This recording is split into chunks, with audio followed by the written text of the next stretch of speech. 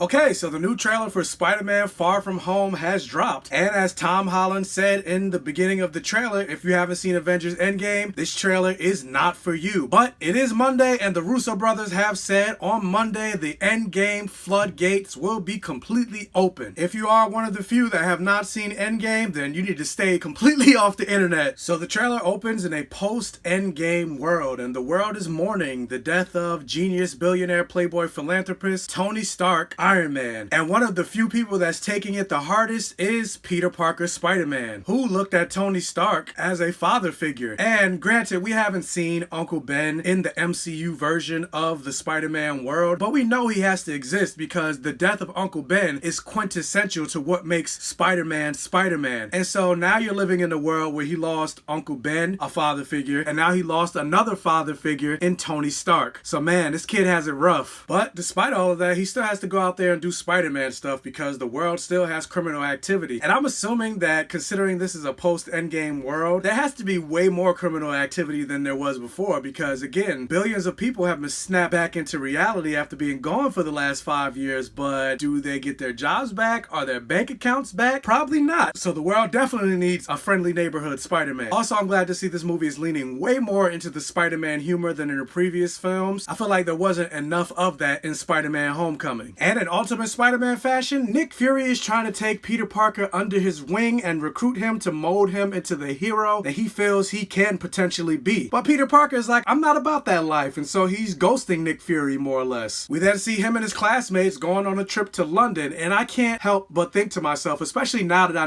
know after seeing Endgame, I'm like, how long after the snap does this movie take place? Because I'm like, A, the world doesn't seem all that chaotic, and then also on top of that, I'm like, people are really letting their kids travel abroad at this time, like, especially also being that we've seen from the first Spider-Man trailer that Aunt May is pretty cool with him being Spider-Man, which you realize after Spider-Man Homecoming that she found out that he was Spider-Man. But now that we live in a post-Endgame world, you would think she wouldn't be as cool with him going out and saving the world in a costume, considering everything that's happened in this world and considering the fact that Tony Stark is dead. But I'm like, maybe things aren't that bad in this post-snap world because they are going on a trip. So yeah, so anyway, Nick Fury does find Spider-Man because he's Nick Fury. He's gonna find his man, and he introduces him to Quentin Beck, aka Mysterio. And the very interesting thing that they're doing in this movie, they're doing a way different take on Mysterio and having him be from another Earth, thus confirming that the multiverse will play a huge part in these movies going forward, something that they kind of established in Avengers Endgame. But that kind of makes me wonder, are they changing Mysterio's powers in the sense that instead of him doing stunt illusions, he actually has real magic since he's from another Earth? Because how did he get to that Earth? And they're also more or less taking a route of Buffy the Vampire Slayer and what they did with Dawn and saying that after the snap, it created a tear in the dimensions and now things are coming through the dimensions, which I'm assuming are those elementals. And of course, with Spider-Man being just a kid and not really dealing with stuff like that, he really usually deals with low-level criminals. He's like, why me? Call Captain Marvel, call Thor. But this isn't an Avengers movie, so naturally they're off-world, they're unavailable, they can't be contacted. But Nick Fury does come to him and say, bitch, please, you've been to outer space, which seems like a very Samuel L. Jackson thing to say, but I was like,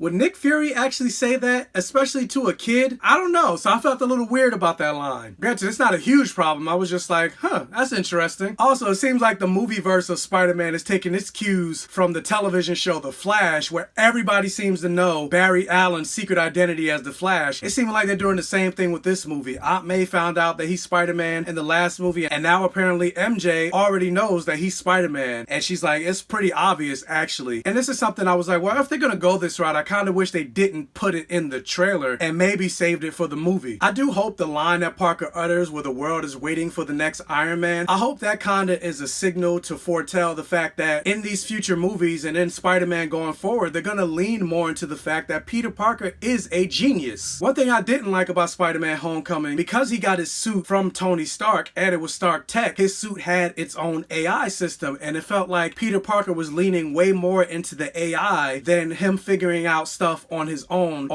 merits, on his own genius. And it's like, no, one of Peter Parker's greatest strengths, besides the fact that he can lift over 10 tons, is the fact that his brain has saved his life way more than his powers have. And so I want to see more of that going forward. I am excited to see this movie, and I'm excited to see the MCU post-snap and what it means for this world. And so July 2nd, can't get here soon enough. So, did you see the Spider-Man Far From Home trailer? What did you think about it? Let me know down in the comment section below. Also, be sure to follow me on my social media pages. Links for that will be in the description box below. Facebook, Instagram, and Twitter. And while you're at it, please check out my other videos on my channel. And if you like what you see, please subscribe for more. And while you're at it, tell your friends and tell your neighbors about my channel. And as always, I'll catch you guys next time. I love you 3000.